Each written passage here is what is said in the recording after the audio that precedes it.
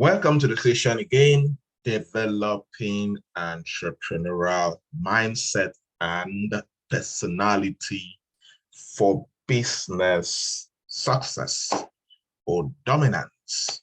And we'll be looking at the entrepreneurial DNA. So it's for anybody, whether you run a business or you are an employee in an entrepreneurial setting. For example, any employee that works with me, you're in a typical entrepreneurial setting. It's a very fast-paced environment. It's a go-go environment, a result-driven environment, an environment whereby anything can change at any time. You can come today and I'm already introducing something new and I just explain to you and you pick it and we kick it and we're going forward, right? So if you're working in a startup, this is for you. If you're working in an organization where you have a productive mindset and you like to bring things, you like to engineer things, you're an entrepreneur or what they call intrapreneurs. You work in a company, but you are innovative and driven. You are an intrapreneur. So let's look at this. It's very important to win in business. And we will be breaking down the BOSI framework by Joe Abraham. The BOSI, the BOSI framework by Joe Abraham. We'll break it down one step at a time. Abraham tried to drive home on the fact that entrepreneurship failure rates are still significantly high, right? Even though we are in a very information saturated world where entrepreneurs can get help easily. We're in a world whereby there are many courses of entrepreneurship, there are many articles written on entrepreneurship, there are many books written on entrepreneurship, there are many schools and seminars and workshops being done on entrepreneurship, but yet there are still a lot of high failure rates as far as business is concerned, especially in Africa, especially in Cameroon. So why is this still a challenge despite a lot of information? Now, Abraham goes ahead to propose that there is a bottleneck that actually contributes to the failure rate of entrepreneurship. And this particular bottleneck is the fact that entrepreneurs themselves and other stakeholders and other experts get to drive home the fact that all entrepreneurs are the same, which is wrong. I'm one of those who believe that entrepreneurs are not the same. Just the fact that we did not grow up with the same parents already means that we don't think the same. Just the fact that we grew up in different villages, different towns, we can never be the same as entrepreneurs. Just the fact that we went to different schools, we were taught by different teachers, that already we cannot be the same as far as entrepreneurs are concerned. That is why when it concerns coaching entrepreneurs and training and consulting entrepreneurs, especially consulting and coaching, I try to deal with each entrepreneur as a new human being I have never met, because that person is going to bring in their own beliefs, their own background, their own way of looking at things. So if I take the way I coach A to coach B, I will fail, and definitely I will not be able to tap into the potentials of the B entrepreneur. So that is why I encourage, that's why I speak a lot against comparison in entrepreneurship. If you notice, I've written a lot against the idea of you comparing yourself to another entrepreneur. It's already a lost battle. You can observe and learn, but don't observe and compare. Oh, this one is succeeding and I am failing. You have no idea the resources or how they grew up, what they have access to. You even have no idea how far they have gone. Some of you, you're still in your second year of running a business that makes sense. And then you're comparing yourself with somebody who is 15 years ahead of you in running a business. How on earth do you want to win in that kind of comparison. Your DNA, they are not the same. We are not the same. Have that at the back of your mind. Your job, that's what I always say, your job is to outperform yourself. Your job is to outgrow yourself. Your job is to outwork yourself. Your job is to outlearn yourself. That is your job. When you start comparing yourself to others, you're trying to drive home the fact that you are the same. Meanwhile, you are and will never be the same. As long as you and I did not eat the same breakfast this morning, as long as we did not wake up in the same bed this morning, we are automatically different.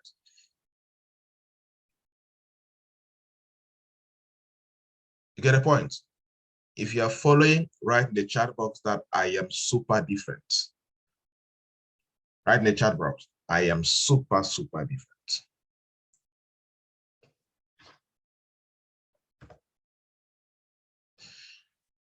Our society, therefore, categorizes all entrepreneurship as the same, based on what works for one will work for all, which is wrong, right? Because somebody succeeded to run a business in Bamenda in the midst of crisis doesn't mean that everybody can succeed to run a business in Bamenda in the midst of crisis. Because somebody is succeeding to run a business in America doesn't mean that everybody can succeed in America. Oh, I know people who have tried business in America and they failed, but when they came to Africa, they succeeded. I know people who have tried businesses in a village and they failed, but when they came to a bigger city like Douala, they succeeded. So don't let the society classify you and begin to force you. What you can do is to learn and become better and tap into your uniqueness, into your difference, and begin to thrive. Don't let the society determine who you are or take the success of another, like what our parents used to do. Like they will say, oh, like some parents who are so opportunistic or like money too much. Since this person's son or daughter has gone to the city and they're making money, also go to the city and see how to make money for the family.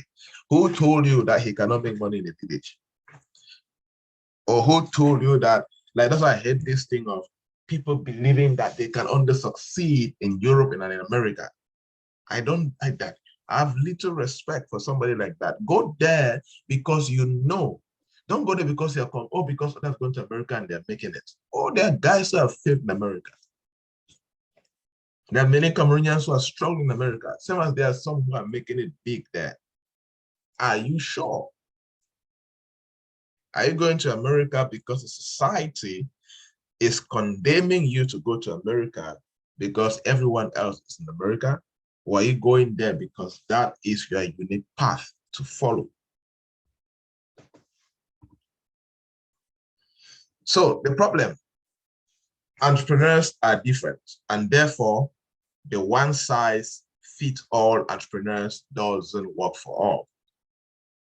Just the fact that we have different interests. There are entrepreneurs that they just like to be in healthcare. There are some that they just like to be in education. There are some that they just like to be in agriculture. Sometimes I look at somebody when they have interest in, you're like, wait, what is this interest? You see somebody have incredible passion towards something, you're like, where is this passion coming from? And unfortunately, there are some trainers or consultants or coaches, when they see somebody, they try to convert that person from what they're passionate about to doing what they think is good for them, the consultant, which is wrong. One thing I don't do is I don't push people from their idea. If you come to me, like whatever I want to do, my job is to tap into your passion, your natural talent, your gifting, your energy. Then use my business skill and convert whatever idea you have and create a business model that can help you make money and create impact. That's why I believe every idea can work. We just need to figure it out. That's my belief. Every idea can work. Any human, as long as you believe in it, you have the passion in it. My job is to bring my business knowledge. We merge it with your natural talent, your passion, your energy, and whatever you're seeing, and form a model, find a market, create a product, market it, and make it work. Stop forcing people to leave what they have decided to do what you think is best for you. That is no longer business. That's no longer consulting per se. Your job is to tailor, help them convert that raw idea into a thriving business. So one size fits all entrepreneurs doesn't work at all. You see, stop. That's why you're in healthcare and you're struggling and you want to compare yourself with somebody in education is making it. It doesn't work. Your job is to push yourself as hard as you can so you can win in that business. So it may work for some to get a head start, but it most certainly doesn't work for all. So the behaviors, attitudes, perspectives associated with entrepreneurs is a pivotal piece to entrepreneurship. This is very important. Entrepreneurship is not just about business strategy. Entrepreneurship is not just about product packaging. Yes, those are important.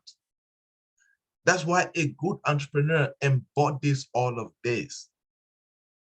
You see your behavior, you see how you behave, you see your attitude, you see your perspective is very important in business. Very important. Let me give you an example. The way an entrepreneur, the way an entrepreneur who grew up in a city, for example, the way an entrepreneur grew up in a big city, let's say in Cameroon, like Douala, and the way an entrepreneur who grows up in a village like me, the way we look at things will be two different things. Somebody born and bred in the city have a different perspective. We definitely have a different perspective than me, who was born and bred in a village before coming to the city. I will have a different perspective about business and approaching certain things. You see, an entrepreneur who grows up on the streets, for example, you must grow up on the street, selling on the street, selling between cars, selling, carrying things on your head and selling. Their behavior is different from entrepreneur who grew up in a boarding school. You live there, you eat in a good house, you get a breakfast ready for you, just eat all of that, you just go to school, no problem. Your behavior is totally different from some of us who grew up on the street hustling. Two different things. You get a concept. Same as attitude. Some people that grew up having both parents that teach them how to behave and grow and discipline would definitely be different from an entrepreneur who grows up with no parents or with one parent and there was no structured parenting. All of these things affect us. That's why they always say, the popular say that, oh, Mark Zuckerberg is a school dropout, Bill Gates is a school dropout. Bill Gates dropped out from Harvard. Mark Zuckerberg dropped out from Harvard. And before dropping out, they went to good high schools. They went to good secondary schools and all of that. They went to good primary schools. They had good after school programs. Me, I dropped out from a village school. Even if some of us that finished degree would never have the kind of mindset that they had when they were in high school. You see, so the different behaviors, attitude, and perspectives. But all of these are very critical in our entrepreneur. That's why there are some things that some entrepreneurs face and they get it done without struggle. But some entrepreneurs will go through it as stress. Like me, for example, the way some people complain about something that they are stressed, I'm like, where's the stress? I'm not seeing it. To me, it is very normal. It's not, I don't see any, it's not anything important. It's not something you should be crying over. Because the way they grew up is different. They grew up, some people grew up in ready-made families. They don't know how to be sent away from school fees. They don't know how to struggle without textbooks. They don't know how to fail. Some people, they grow up always passing number one to number five, all of that. They also certain things, they are not used to certain things. But some of also grew up so that you cannot go to school for 1 week because of school fees and you're hustling on the street, or doing maybe pushing truck or trying to sell things in the market or selling clothes and carrying clothes and selling up and down and all of that, or doing Okada. So we're used to certain things to face. So it's now normal in our DNA, for example. You see? So all of these things become critical in how we approach entrepreneurship. So there are some things that you may notice that some entrepreneurs don't handle with pressure is because of their attitude and behavior. It is because of how they grew up, their experience growing up, and their perspective attached to that. There are some of you that one customer will just say, no, I'm not buying again. You start having high blood. You start feeling depressed. You see? So it is critical for you to understand your behavior, your attitude, and perspective. It will help you to understand how to approach certain things in your entrepreneurial journey. Do not ignore it. Very critical. The key is to understand yourself as an entrepreneur. That's very important. Understand yourself. Some of you may need to go and do research. Look at, how did I really grow up as a young person? And begin to pick out the lessons from your growth. Some of you have never done that really. How did you grow up? What was the structure in your family? Look at their secondary school and high school experience. Look at their university days. Look at the kind of behavior you manifested that time. Jot it down, and you'll see some patterns. You will see that there are some things that you're afraid now. In those days, you were not afraid of things like that. You will see that in those days, there were some problems you went through and you figured it out yourself without asking for help from your parents. Where did that attitude go to? That now some small things you cannot figure it out, they're crying and you're crying, I'm depressed and all of that. Try to understand yourself as an entrepreneur. And without understanding, build a business that fits you. Oh, yes. Build a business that fits you. Not using a cookie cutter method and hope it fits. Not trying to go and cut what somebody's doing from there and come and fit in your life. No, observe and learn, adapt where you can. But the primary DNA of that business should reflect your own DNA. It should reflect your personality. It should reflect. See, every company is built around the DNA and the spirit of the visionary. If you try to import the spirit and force on your business when it is not adaptable to your nature, that business will struggle. So we will keep teaching you on entrepreneurship, keep teaching you on business management and all of these things. But let me tell you, the people are going to receive these messages differently and they will adapt it differently, which is okay. I'm always very aware of that. I would teach it in the best universal way I can teach. But I know that the way this person will receive it and apply it will definitely be according to their attitude, perspective, behavior, passions, energy, potentials, and all of that. And that is why there are some people that when they teach something, they see results after a week. There are some people, they'll see results after 2 months. Application of knowledge is greatly affected by our attitude, our perspective, our behavior, our experiences, our DNA, and all of that. But the more you know thyself very well, you will succeed faster in business and entrepreneurship. As such, the ability to know yourself becomes important. The ability to know your partners is important. The ability to know your employees or whoever is working with you is important because you need that knowledge to know how to deal with people. to know how to lead yourself, to know how to lead that business so it can thrive and go forward. Now, let us look at the BOSI framework. They are this acronym. What does it stand for?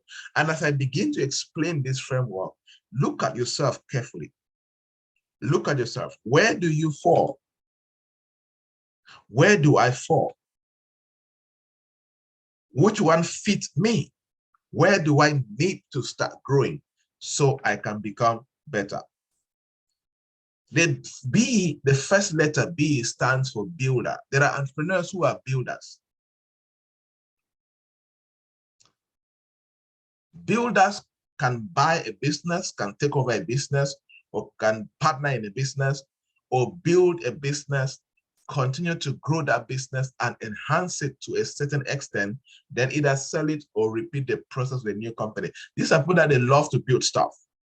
There's some of you that you can start a restaurant, build it, it's operating, you can allow it to be operating, you appoint a manager, you go somewhere, you start a primary school, you build it, it's operating, you hand over to a headmaster, you go somewhere, you build it again. You are very good at building stuff. You see, somebody like Dangote's example is a very good builder, building Dangote cement, Dangote refinery, Dangote flour, Dangote spaghetti, Dangote this, Dangote that, right? Builders. Many of us are like that. We are good at building stuff. You can start things from scratch and you build it up without any challenge.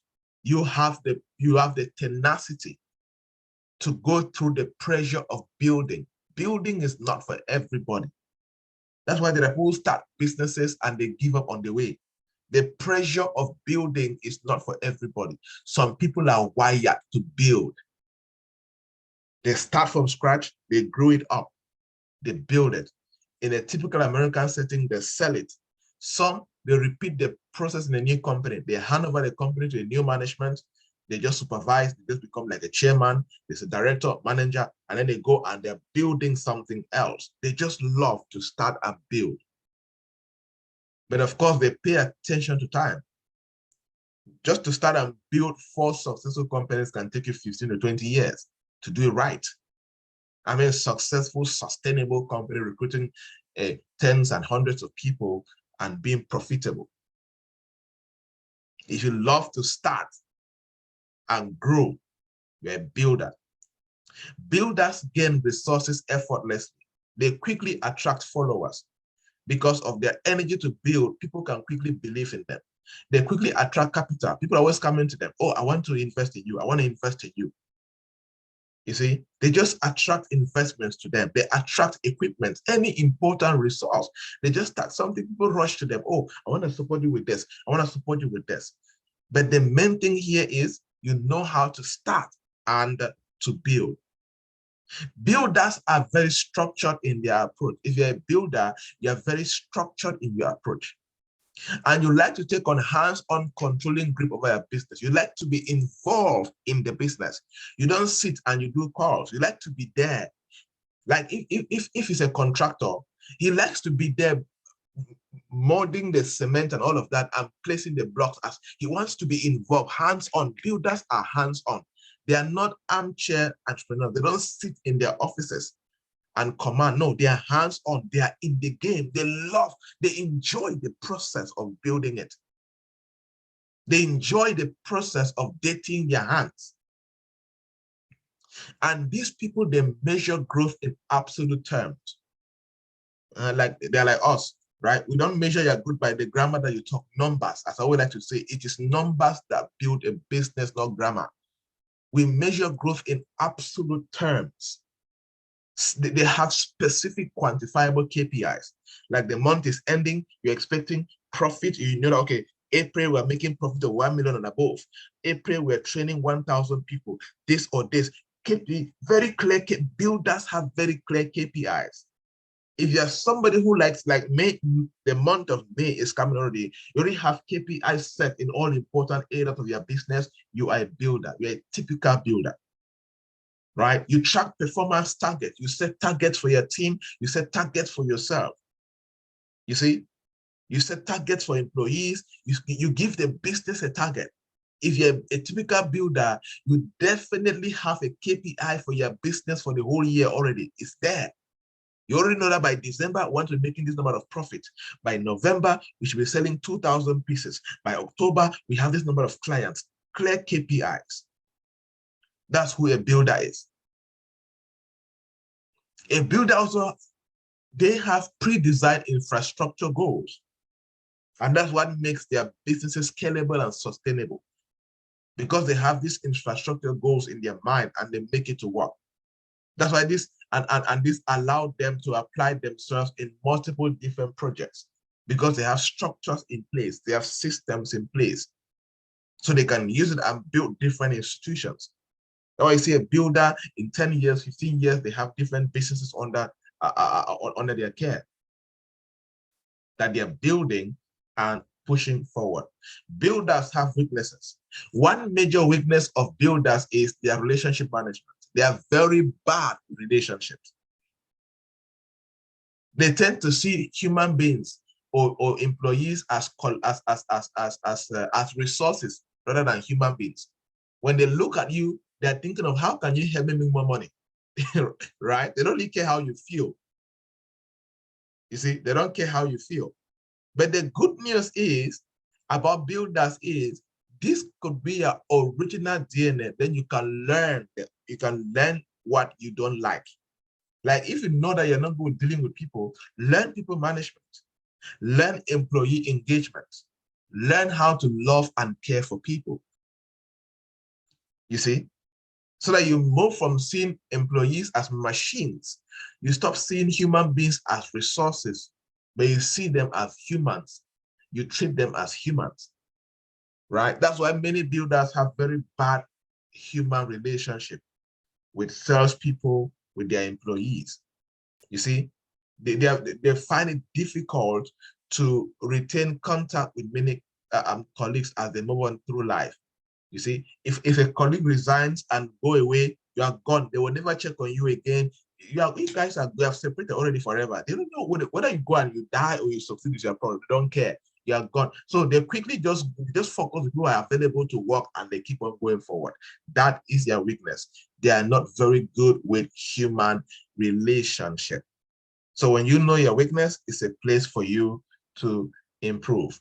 If you know that you're a builder, write in the chat box builder. Let us see the builders in the house. Are you a builder? Are you a builder?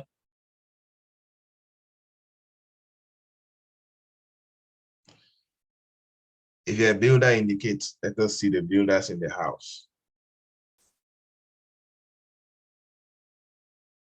Awesome. Let us proceed. Let's proceed. You're going to see some of the interesting stuff happen. Let's proceed. Now, after the builders, we call it the BOSI framework. The B is for builders. The O is for opportunists. An entrepreneur who is an opportunist is they seek single opportunities that can make them a lot of money as fast as possible.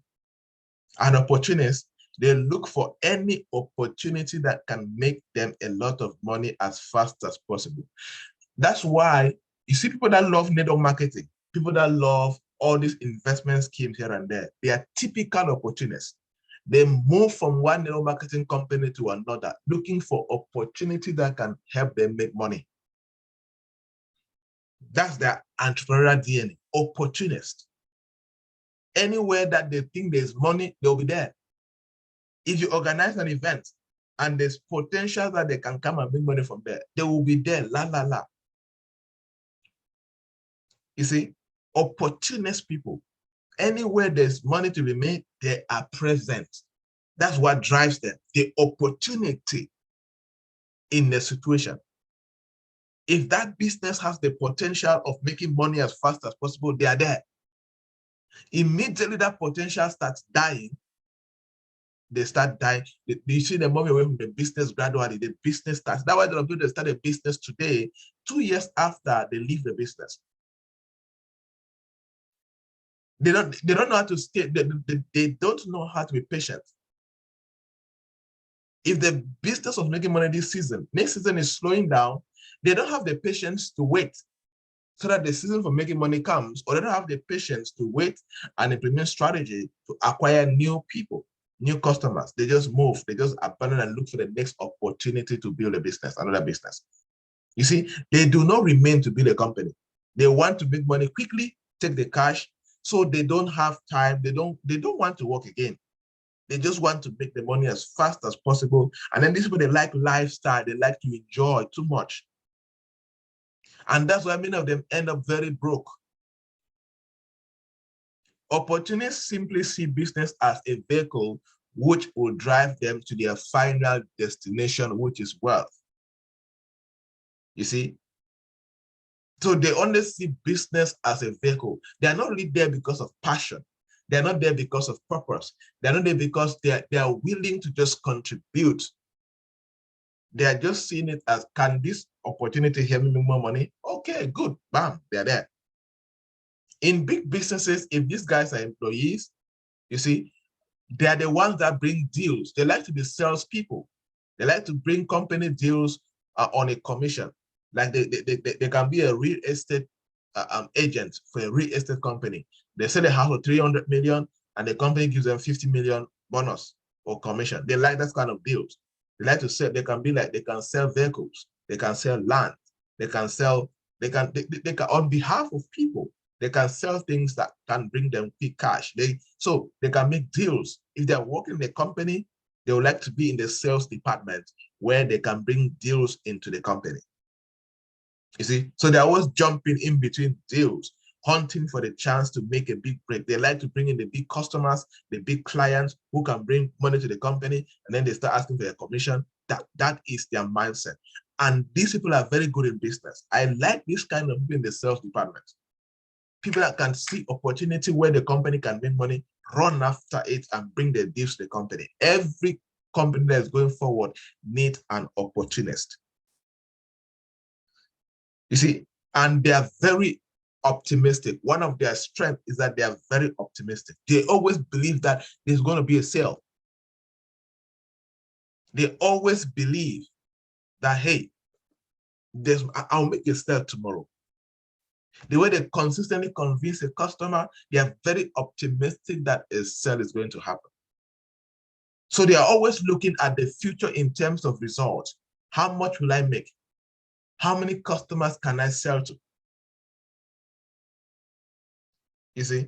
So they care little for the money they are currently making. You see? If when their next set of deals come through, they'll be making far more. They don't care whether they're making 1,000 francs now. They don't care whether they're making 50,000 francs now. They are only very optimistic about the 20 million they'll make tomorrow.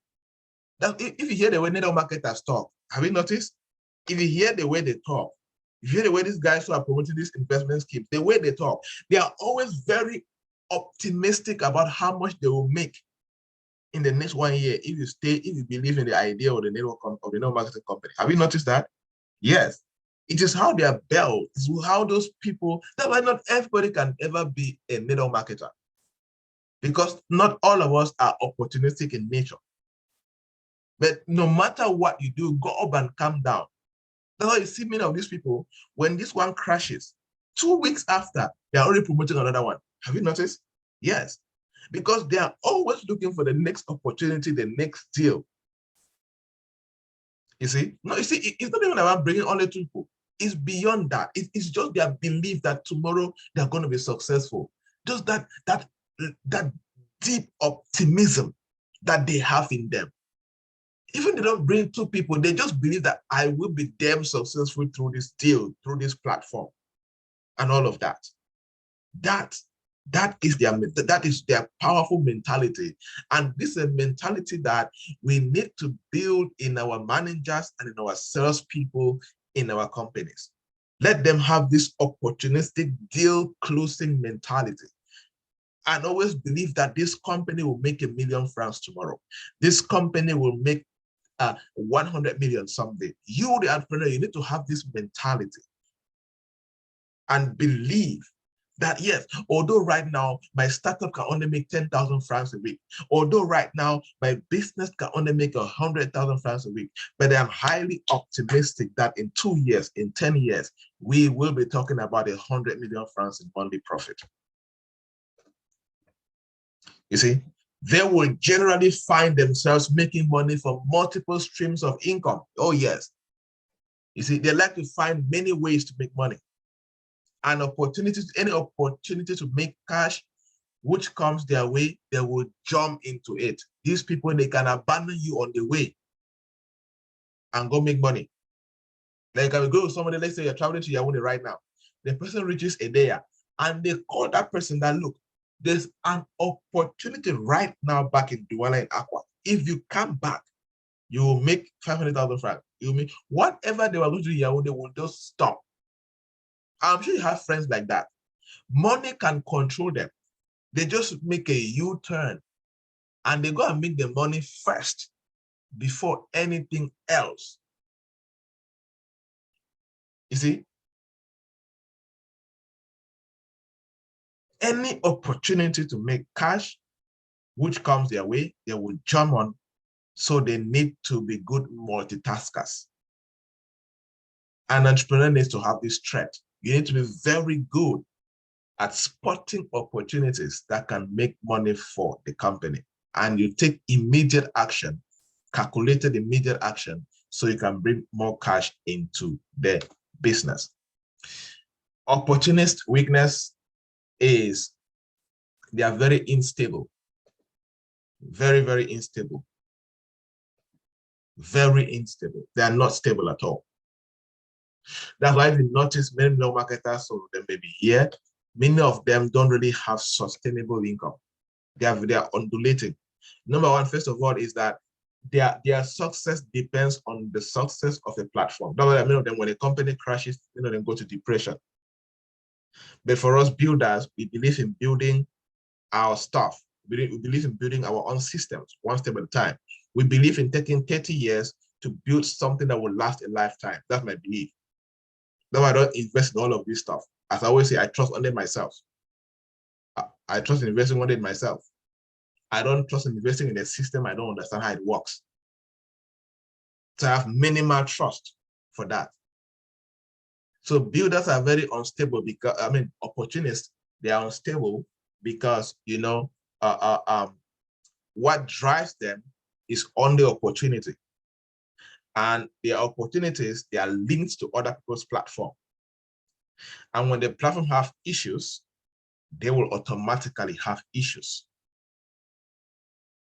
So I see them few months ago, they're doing well. This month, they are broke. Next month, they're doing well. The other month, they're broke. At the end, majority of them end up actually broke. Majority of the marketers who don't know. So, but those who are opportunists, but have building traits, they are builders. They have some traits in building. They now move the money from the opportunist setting to build something that will now give them sustainable life or a stable life. You see, so the framework too is linked somewhere, and we're going to see that. So due to their impulsivity, so you see, they get into opportunity from the place of impulse. You see, opportunists will often see many ups and downs in terms of profit throughout their career. Not every project or business will be a successful one. All right, good. If you know that you are an opportunist, write in the chat box, let us see. Many opportunists don't like to show up. All right, let us look at the S in the framework, the BOSI framework. Specialist. Specialist. Specialists are the experts of the business world. For those of you who know me very well, you now notice that I am BS, builder and specialist. So be looking at yourself. Some of you can be BO. Some of you can be OS. Some of you can be SB. So pay attention. Me, I am BS, builder specialist, right? Good. So you need to look at where you are. So, and that's why I always encourage opportunists to add something. If you're a typical opportunist, I can guarantee you'll be broke for the rest of your life. So you need to see how you can train yourself in other areas to avoid that. I have seen it several times. Seen it among friends who are opportunists. They find it, many opportunists are not sustainably wealthy throughout the year. They are always in crisis issue. That's one funny thing with them. Many of them who are my friends are always dealing with their money issues. Sometimes they don't have money to even do something as 10,000 francs. So funny. You see, because they are undulating, and then they like life too much. All this money they make, they go and spend it and enjoy life, and then they are broke the next day. Right? So opportunists in the house. I don't know who, I'm not reading the stuff yet, but I don't know who's opportunist. Make sure you merge it. But a good entrepreneur has two. If not, you train yourself in one. You grow yourself to add it to your main DNA. But we all have a main DNA. Then there's always a secondary one that makes you better. Okay? So, I am BS, builder specialist. So you could be opportunist builder, you see, or builder opportunist. Or you can have a bit of three, but there's a major one. There's a major DNA, and then the rest can come. Specialists are the experts of the business world, right? They find one area in which they can excel and they immerse themselves in it. Yeah, you find one area, they excel like me. I found one area, okay, you know what? I am immersing myself, training and consulting. Bam. Find one area, immerse yourself inside, and you begin to grow. That's what specialists will do. These individuals tend to remain in one field, or very few for their entire working life.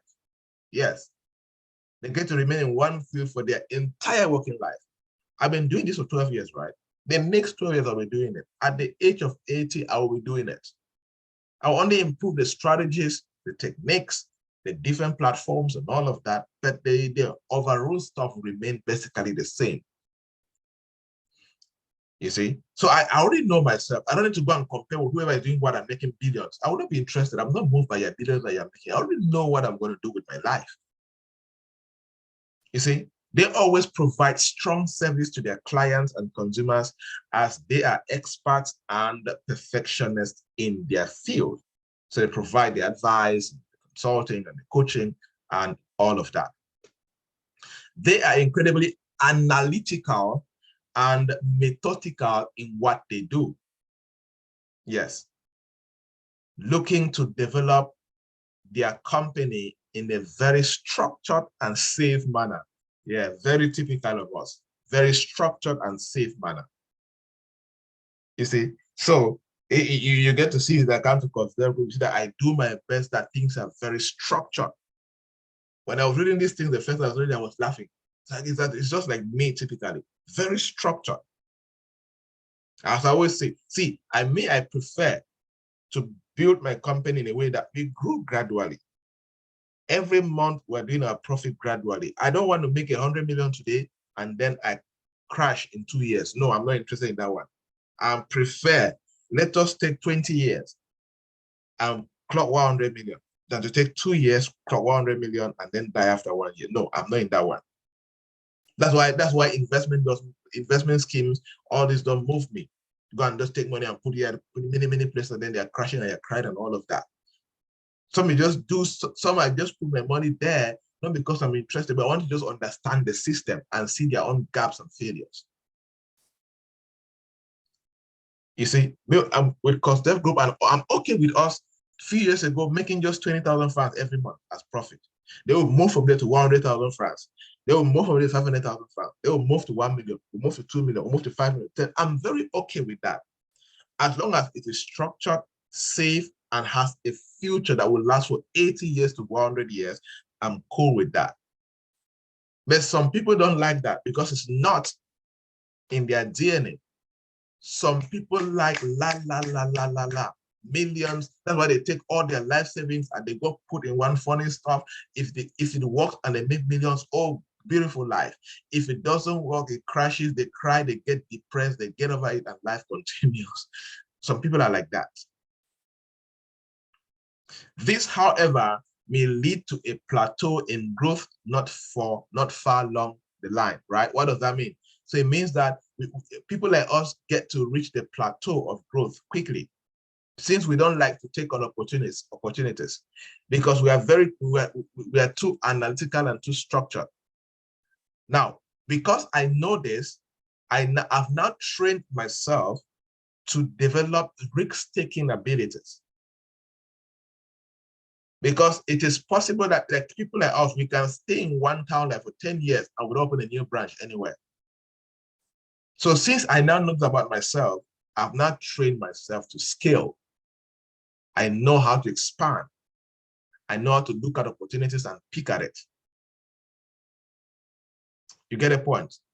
Because I knew this. So several years back, I started teaching myself to take on opportunities, to take on risk, calculated risk, of course. But when I'm doing that, trust me, there's always a structured main plan that is there. If that opportunity fails, I don't fail at all. I don't fail at all. There's always default successful system in play. The one thing with us people in this, there's always a successful default system. If I'm trying to take on a new business, I bet you there's a standard business that is succeeding. If the new one fails, I have a successful business thriving somewhere. Simple. You see, because the people like this quickly enter the plateau because they don't take on risk. They are not good at entering new fields or opening businesses in new fields or entering a new market, traveling to new countries to start a new business, all of that. They are not, so they quickly enter the plateau. So if you are here and you do the same thing over and over for years, you find it difficult to launch a new product. You find it difficult to start a new business, open a new branch, or just take a new opportunity. You need to start training yourself to venture into risk-taking. Very important. As specialists do not take risk, they are often reliant on a developed network of consumers and suppliers to come to them for business, as they may not proactively hunt for many deals. Yes, majority of people here, they wait for customers to come. So when you know this, you not train yourself in marketing and sales. Like, for example, I learned, there was a year that I was just studying a lot about marketing and sales. The way I market now, it's not how I used to market. It's not how I used to do sales. It was not in me. Trust me, it was not. I just had to strain myself and study myself and push myself to be good at marketing, content creation. I learned graphic design. I learned all of this that can enable me to market what I have to sell. You see, because I knew that it was not really part of me per se to do that. Opportunists are natural marketers. Opportunists are naturals. They are very good at salesmanship. People like us who like to wait for customers to come to us. But opportunists, they go to customers. So now you need to train yourself now and become the person who can be proactive, going to customers, acquiring new customers, growing the database intentionally. If you don't do that, you don't train yourself, your natural talent will not give you all of that. There are some people who explain this with being introverts. No, you're not an introvert. It's not just in you. You just need to train yourself to be outgoing so you can seal deals. Don't say you're an introvert. No, train yourself in marketing and sales. Train yourself to going out and getting deals for the business. Because if you don't do this, you'll be a specialist. You have good skills, but you're broke. Have you not seen people like that? Many of them, some we are even here. You have very good skills, but you're broke. You see? Very good skills, but you're poor. Because you don't know how to go out there and get customers for the skills that you have. So we need to repent after this. Move from there. Weaknesses of specialists. They look at their weakness. Specialists do not put themselves out there with regards to development. They may often find themselves struggling in a crowded marketplace full of innovators and risk takers. If you're not careful here, you can be a specialist and lost in the crowd because you're not going out there. You're hiding somewhere. Nobody knows you, but you're good. You see, you're losing money. You're losing opportunities because you are very contented. Some of them can grow and die in Bansop and nobody knows them there. For example, they can grow and die in their town. Nobody knows them there. Some of you could just to take the bold step to travel from where you are to come to Douala for an event or Yaoundé for an event. It's a very big challenge for you. You are too comfortable. Sometimes they will not take that extra step to put themselves out there in front of competitors. This may be damaging in the long term as well as in the short term. So if you are here, you need to avoid this. It's not good for you. So push yourself, train yourself to be out there so you can take advantage of the opportunities waiting for you. Who is a specialist here? Are you a specialist? Who are the specialists?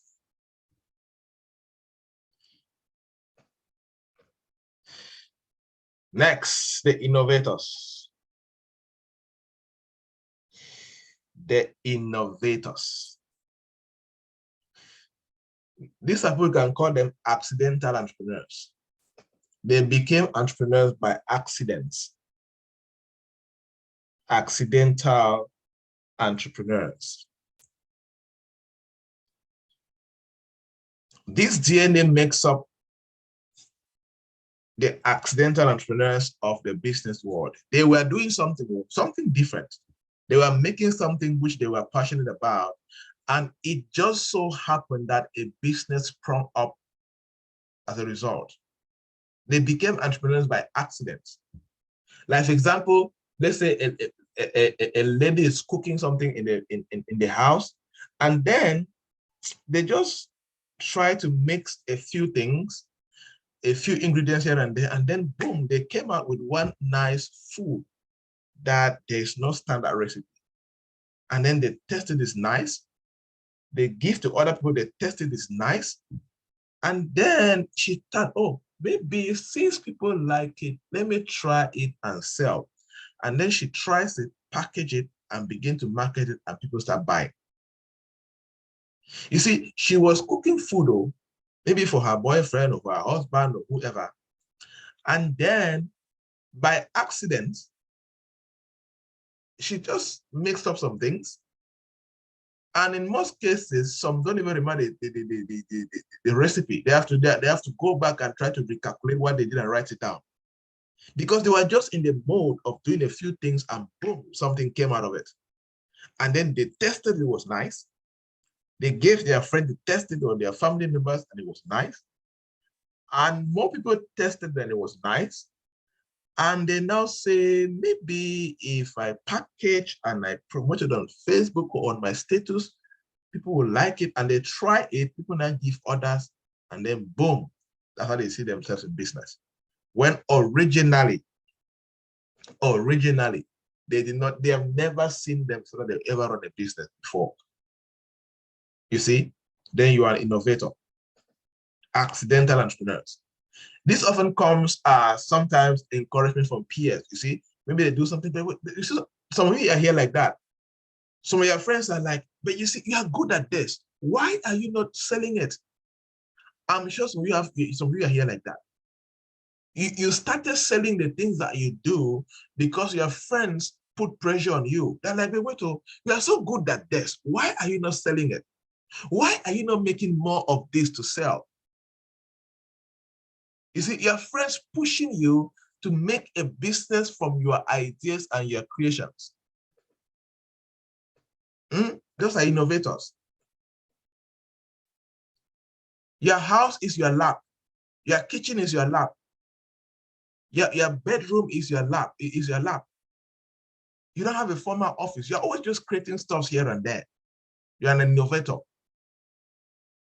There are some of you, you naturally just make cake. Nobody taught you how to make cake. Some of you can fry anything with flour. I had a friend like that. She can fry anything with flour. She will just mix things up and down and just make anything with her hands. She will make it. Nobody taught how. She just looks and then she creates. Then we started for say, okay, why not start doing cakes? Why not start frying for parties? That's how she accidentally became an entrepreneur. It was not her plan. Her kitchen, the family kitchen, was her lab. You see, for them, it is often not about the money. Instead, it is about the long-term impact of their work. Yes, they just like to create and make people satisfied there. Yes, as long as people consume what they have created, they are happy. That's it. They are okay with it. As long as they can create and people enjoy it, they are okay. They are just okay that people are satisfied with their creation. That legacy, they just like it. You see? So these people are reclusive individuals. If no one tells you what they can do, you will never know what these people can do. They don't talk about it. They're not like opportunists. They don't pitch their ideas until you push them from that room, until you push them from that kitchen. You will never know. Nobody will never know how good they are at what they do. If you are here like this, you are an opportunist and you need to change. You see, weakness of the innovator is they don't have any business acumen. They don't have any business knowledge or administration. That's why many innovators, they end up coming to people like us a lot. They end up going to business schools to study business.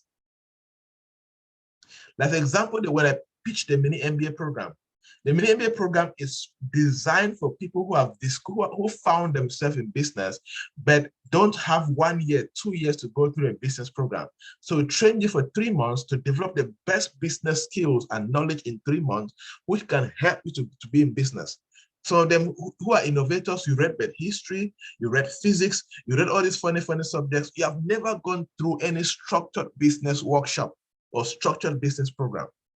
So you have discovered yourself in that eureka moment that has led to the creation of an idea of a business, but you have no idea how to do marketing. You have no idea about sales. You have no idea about product presentation. You have no idea. You have no business knowledge about anything.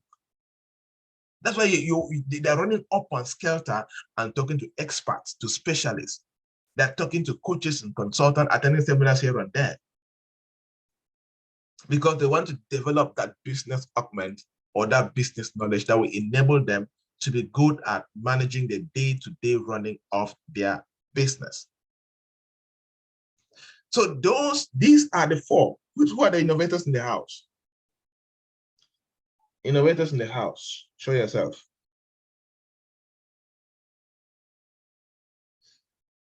Innovators in the house. Let us see the innovators. All right. So you need to mix up. So innovators, specialists, innovators, builders, but many innovators, their DNA is mostly around innovator. Innovators, you see, innovators mostly a lot about the person. There are some of you who are claiming like innovator opportunist, innovator this. Many of you don't even know yourself very well. Innovator opportunist sometimes very hard to be in one place. Some of you have still not discovered yourself very well. Don't worry, we'll do the test, which is good anyway. So, but look at yourself. All right. In conclusion, you see, okay, in conclusion for innovators, business is totally different world to innovators, right? And often takes a little more than lecture degree to turn them into a businessman. Yes, they need a lot. They need a lot to, a lot of work, a lot of coaching. That's why I have a lot of guys who are innovators who I coach them. Last time I coached them for 2 years. They're always coming for advice, always for advice, because everything is new to them. Going to the government office is new to them. Going to anything place is totally new to them. They have no idea about how these things work, right? And their minds, with innovators, their minds is about creating things, not making deals like opportunists. You see, that's why I was saying, if you're really a true innovator, it is rare for your second DNA to be opportunist. Innovators, their second DNA is probably always builders or specialists. So it's probably to have IB and IS more.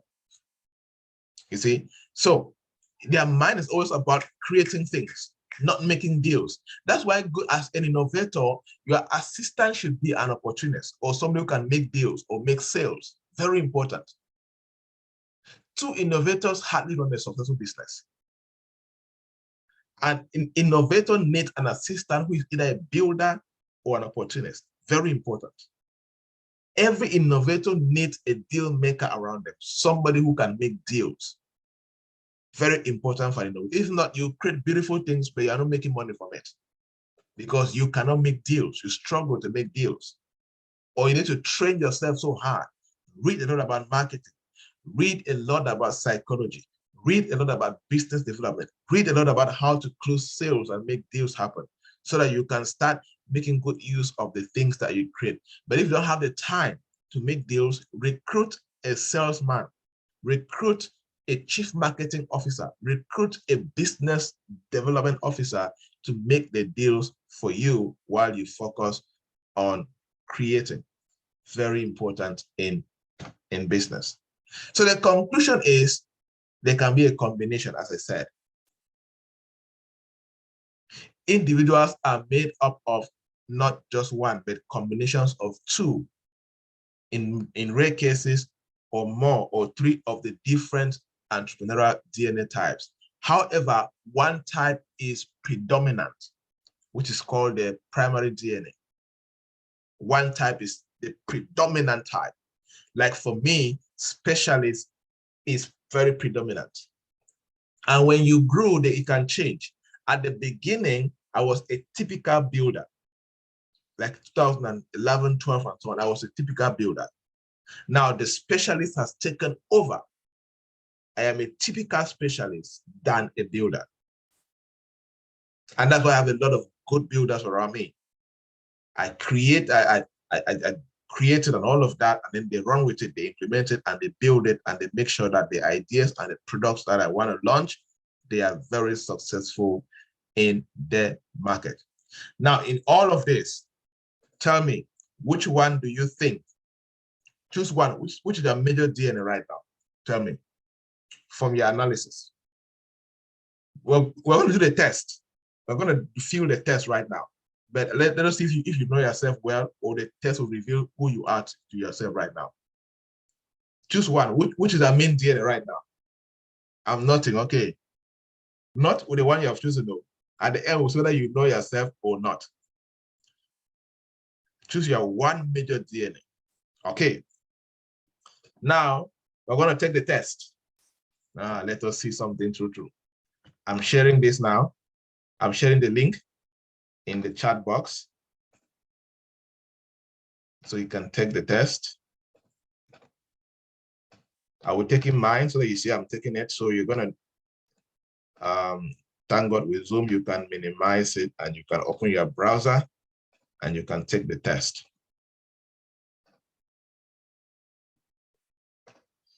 Okay.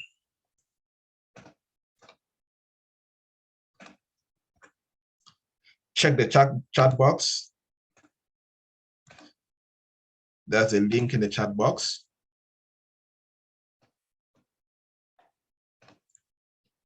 So you copy, paste on your, or just click, it opens on your browser, paste it. When you paste it, this is what you will see.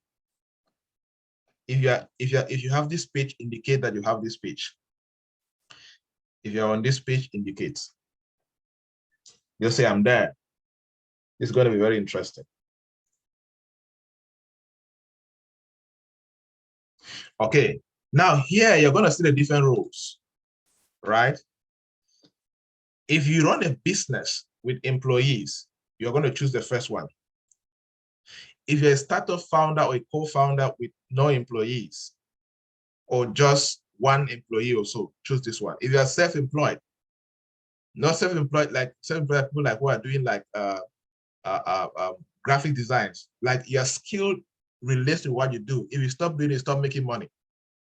You're self-employed. Like if you're a graphic designer or what you're doing, you run a business quite all right, but everything is being done by you. If you don't do it, you don't have a business, you don't make money. You are planning to be an entrepreneur, right? Choose this one. If you are an employee in a business, choose employee. If you're a student interested in entrepreneurship, choose this particular one. So you see, you need to know yourself where you are. So if you know yourself, pick this. So I'm gonna pick the first one.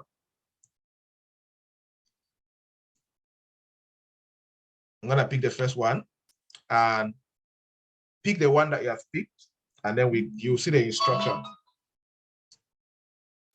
Pick the statement in each question closer to how you operate in business today. Okay, be authentic, be truthful in your selections, the more relevance, the insight you will receive. So you need to be as truthful as possible. And it's okay to go back and take for others, depending on if you're confused on where you are. All right, let me continue. So why are you an entrepreneur today? They're talking about purpose. And if you don't even know your purpose, you're going to struggle, but it can help you.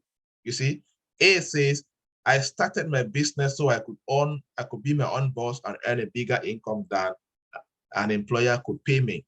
That's what, yeah, something like that. 2, I really didn't plan on being a business owner. I was just doing something I love, and business popped up around me. Innovators, for example. I'm an entrepreneur because starting up and building and selling companies is what I have done with great success.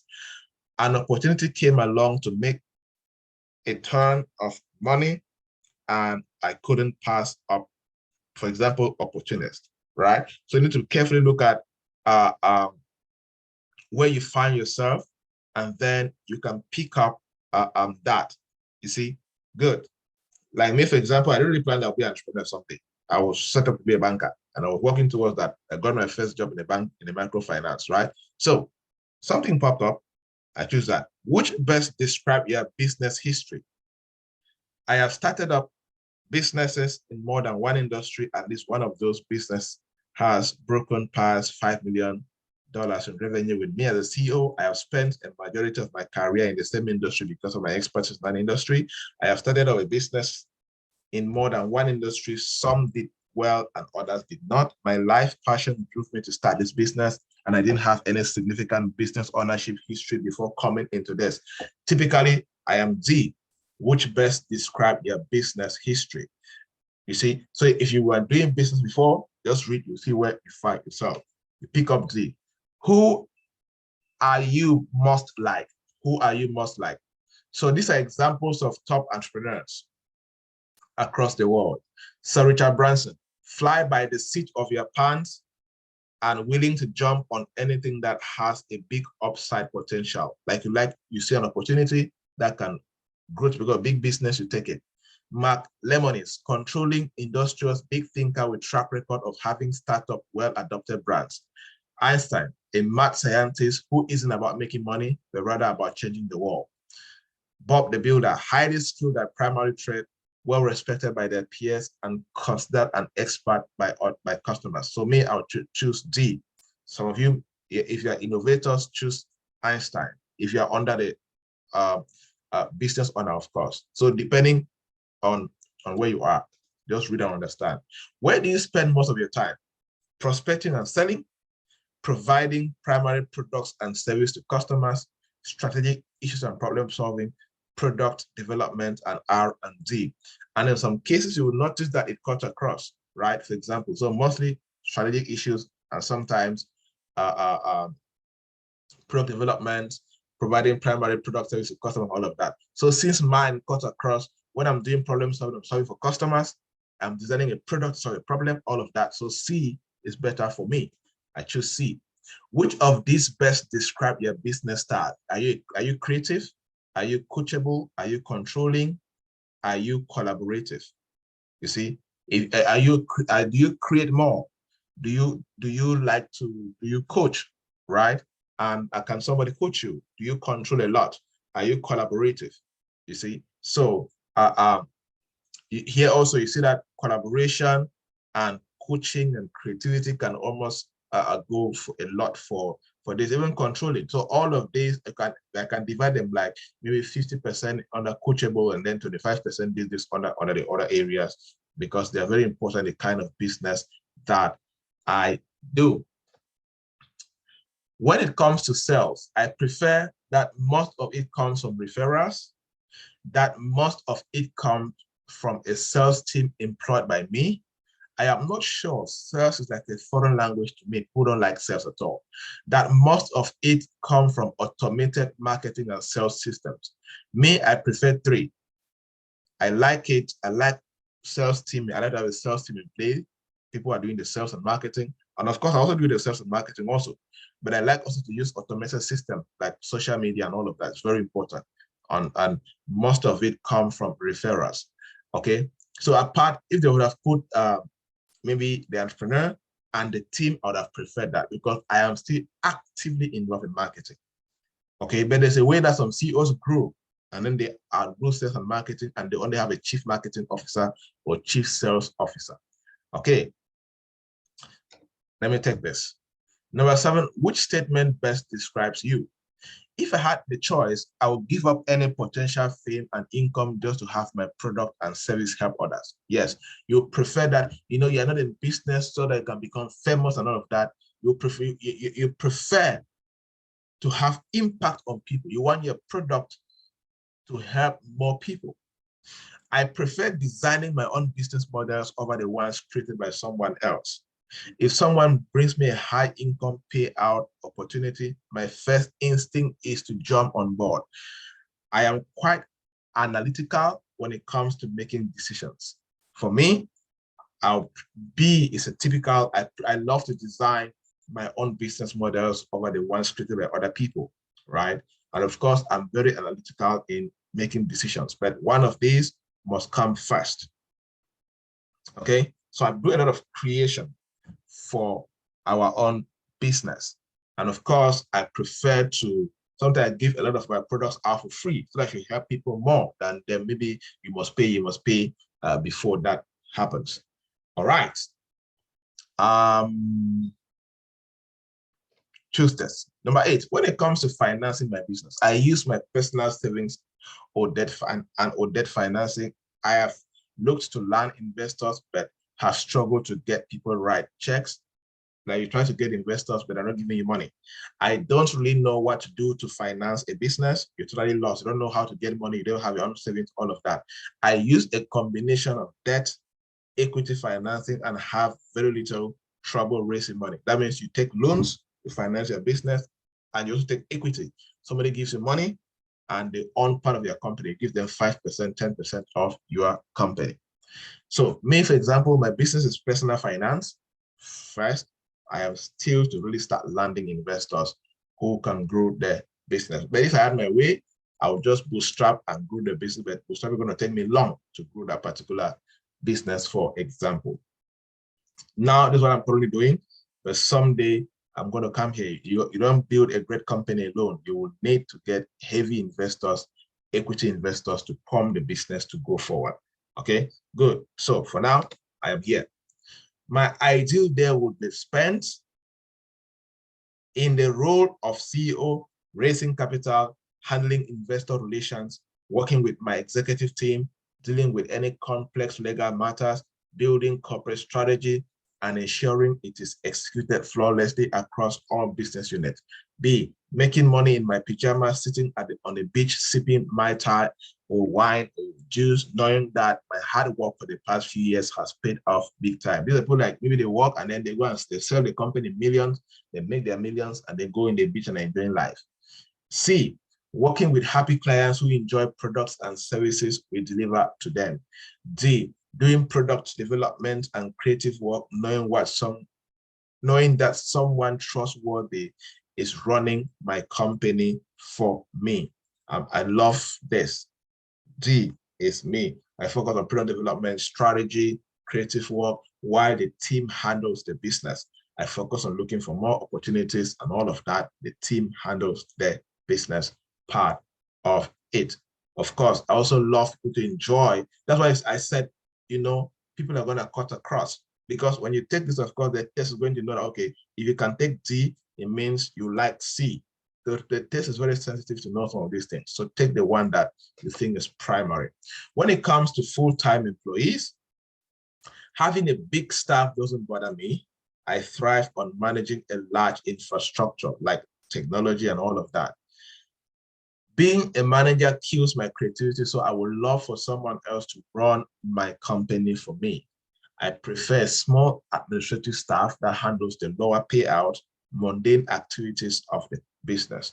I'd rather be a lean, main money-making machine without any employees and overhead. Me, I prefer this. B, focus on my strategy and stuff and let managers and coordinators and team members, those who are gifted in administration. I don't think I'm good in administration that much.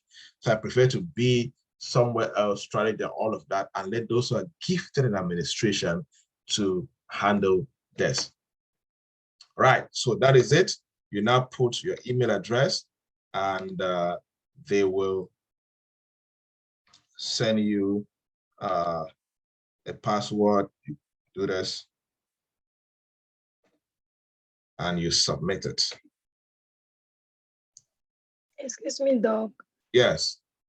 The password, the password that they're asking at the end, You is just it the put it, password just to put my it. Gmail account? No, anyone Is is it the fine. password to my Gmail? Okay, thank you, Doc. Okay, so that is it. Now, you see, I did one the first time and it came out to be specialist and builder. Now it has come up to be innovator. So I'm very conscious. I know that I'm specialist, builder, innovator. You see, so it cut across all of this. So it's, again, as I said, it's done that. Now, but the most important part of this test is this result. So you need to spend time on this and study well. Know your DNA. You can download this, print it if needed. Okay. So as an innovator, my strength, I'm creative, designing breakthrough products like my courses, ebooks, all of that. Having virtually limitless R&D pipeline. I love research and development, right? A desire to change the world, right? Is there. I wish I could use the knowledge that we can produce and change millions of Africans. Built-in weaknesses, business strategy, problem solving, salesmanship, engaging in conflicts, firing employees, serving negotiation, and all of that. With all this, I'm very good at strategy and all of that. So I've worked on this since I'm a specialist more, you see. So with that, builder is the part of your entrepreneurial that can create scalable systems around a business so it can grow faster and larger than your typical competitor. This strength offsets the key weaknesses in your primary DNA. You see, it offsets this. The weakness of builder DNA comes in the form of Dr. Jekyll and Mr. Hyde management style. So there are some things you see you don't understand, you need to go and read. Okay, common threads for those who share your DNA, bounce back and forth between chief executive and chief innovator, right? Like the Steve Jobs. Build companies with fanatically loyal fans. Oh yes, I like loyal employees. Red lights, watch out for this. You are spending most of your time in the role of CEO rather than hiring someone to deal with operational management. Right? So if you're this like this is concurrently, I have working on having a good team that can manage a lot of stuff here for me. You have built your go-to-market strategy in-house without objective third-party insight. Yeah, very true. Your employees are mostly family members. No, but I've turned my employees and their family members to become family members. Right? So nobody in my family, blood family works for me. Yes. Green lights, congrats. If you have leveraged outsourcing, rather rather than hiring a large in-house staff. Yes, I like outsourcing. Like, for example, a lot of things in our accounting and finance have been outsourced. Some of the things we do in our branding and graphics design outsourced to another firm to handle that for us. You have formed strategic alliances with third-party firms that can leverage on your IP while bringing you new businesses. Yes, there are people that use like our courses and some of our models to teach, and of course, they bring us new business. You are leading the R&D, research and development of the company rather than the operations and finance. Yes, like in the operations and finance business being handled by some different people. I focus on strategy, research, developing products, and all of that. You see, so some of these are very practical to do this. So you read other recommendations and so on and so forth.